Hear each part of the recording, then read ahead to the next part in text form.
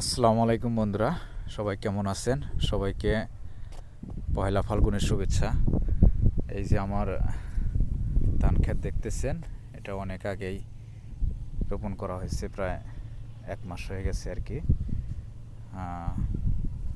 তো এখানে প্রচুর শ্যাওলা জমে গেছে। এই শ্যাওলা জমে গেছে এখানে, প্রচুর শ্যাওলায়। এই জমিগুলোতে পানি দেওয়া লাগে না বেশি, একেবারে এঁটেল মাটি। এই যে বিশাল দাগ এখানে, ঠিক আছে।